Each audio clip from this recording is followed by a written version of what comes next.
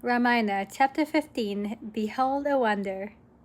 Poor Dasartha was in extreme agony, pulled by natural affection on one side and by the moral obligation to fulfill a pledge on the other.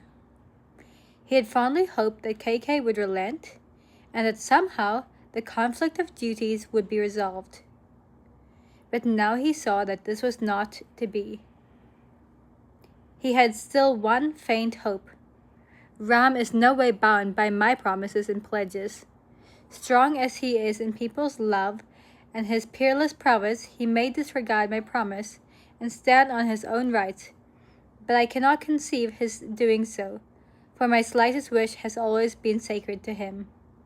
Yet, if by some chance he did so, it would save the situation. In the confusion and anguish of his heart, the old king consoled himself with such false hopes, forgetting that Ram would never think of disregarding his father's promise, and that filial obedience was a fundamental rule of his life.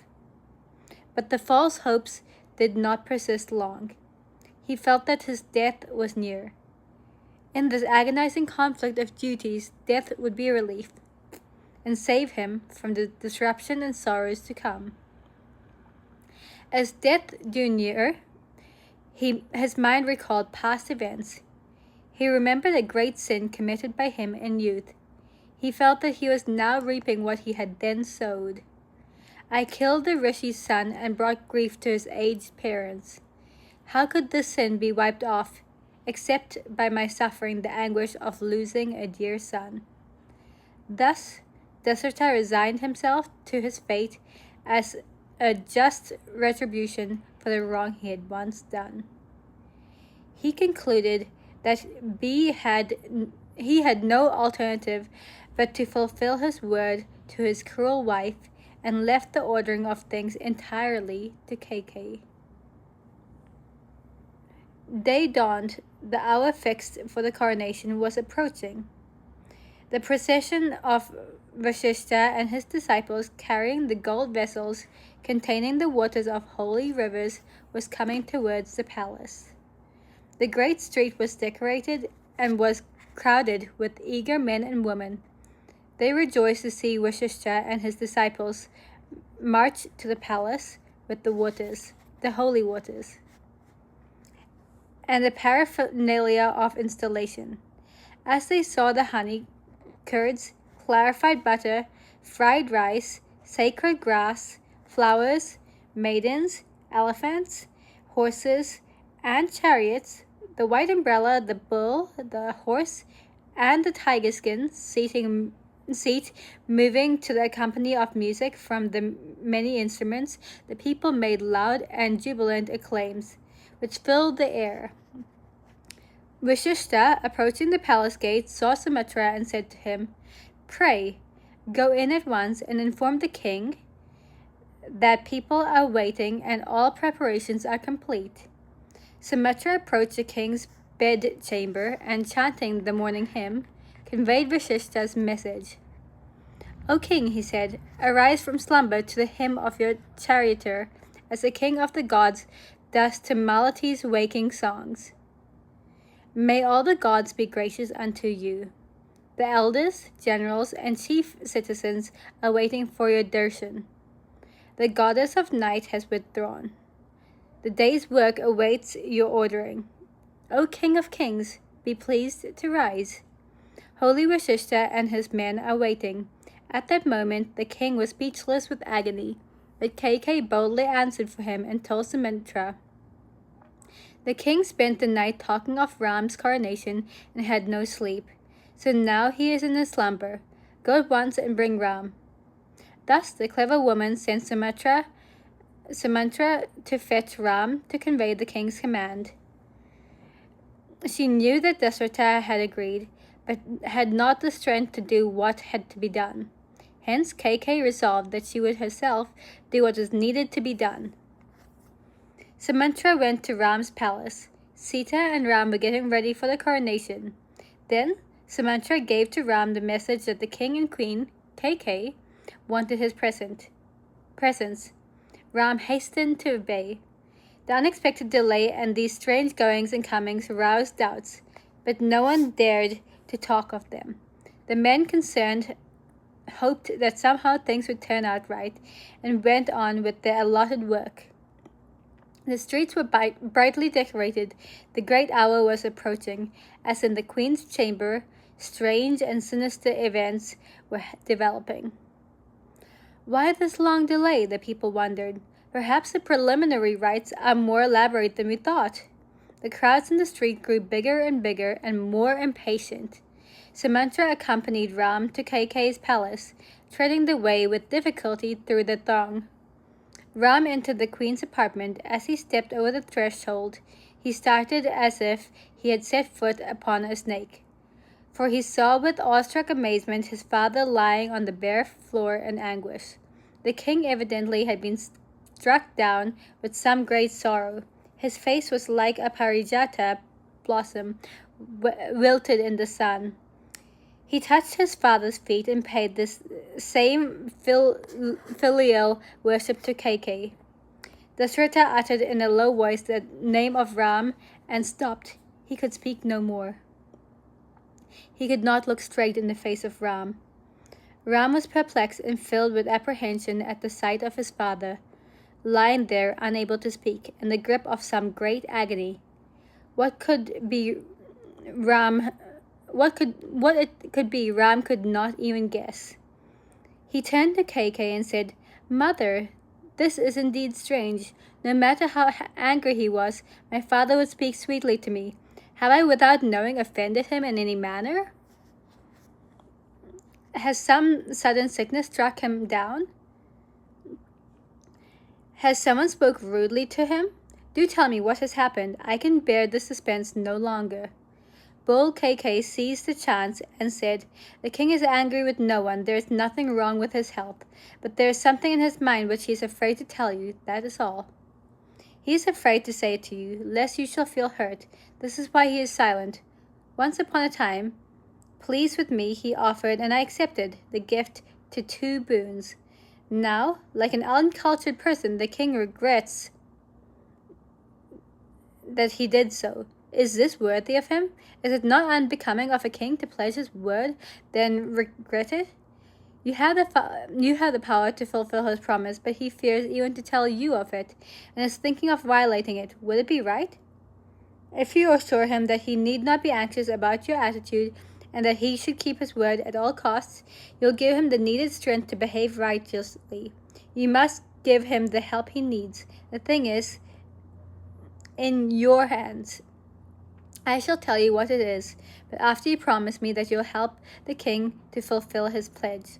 Ram, saddened at the thought that he should in any way be the occasion of distress to his father, said to KK, "Mother, am I indeed the cause of all this trouble? I do not deserve that you should have any doubts about me.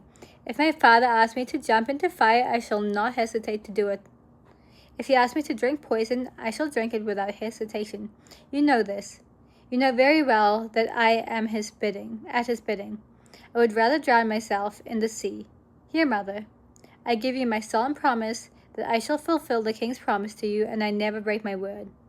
When Ram uttered these words, KK exulted, for she knew she had conquered. The king, for his part, was in despair, seeing that all escape was now barred. Thereupon the pitiless KK uttered these terrible words, "Ram, your words are worthy of you. What higher duty has a son than helping fulfillment of the word his father has given? Now I shall let you know your father's promise to me. When in battle with Sambara, your father was wounded. I rescued and revived him.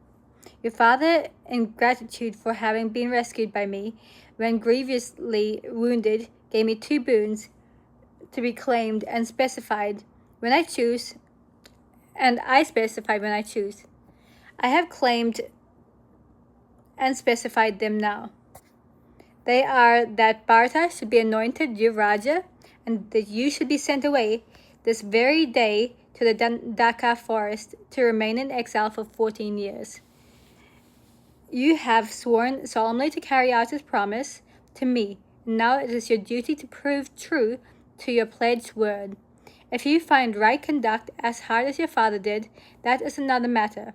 Otherwise, listen to what I say. It is for you now to relinquish the installation and to go out into exile with matted locks and hermit weeds, leaving the preparations now ready to serve for Bharata's installation."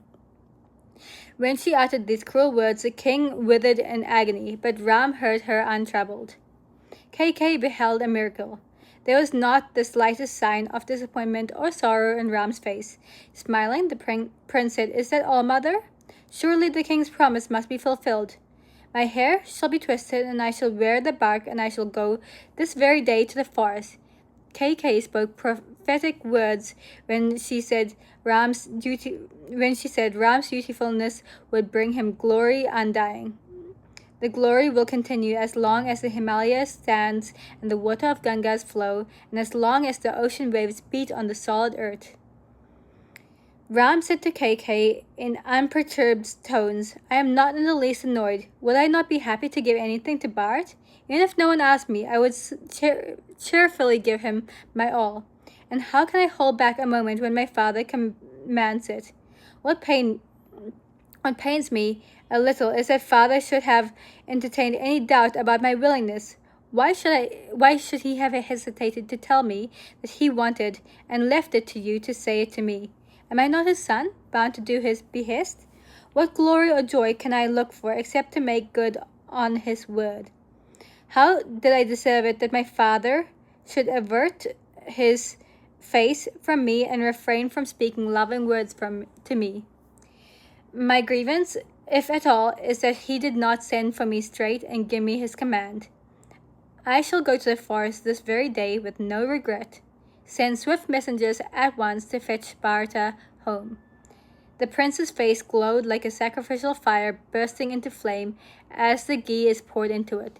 K felt glad at her apparent success. She could not look into the future and its sorrow, for what greater grief can come to a woman than the scorn of her own son?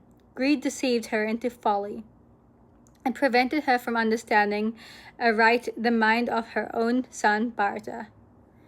Like a captive elephant hemmed in all sides, Dasharatha lay in anguish. With needless harshness, K hurried Ram, saying, "Do not wait for the king to speak and prolong their fear." At this Ram said, "Mother, you have not, it seems, known me. I value no pleasure higher than to honor my father's pledge. Let Bharat carry the burden of kingship and look after our aged father. It will indeed give me the greatest joy." Dasharatha, silent till now, though listening intently, moaned aloud. Ram touched the feet of his father and K and hurried out of the chamber.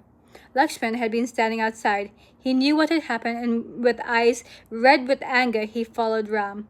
On the way, Ram saw the vessels holding the consecrated water for the coronation. He walked round them in worship.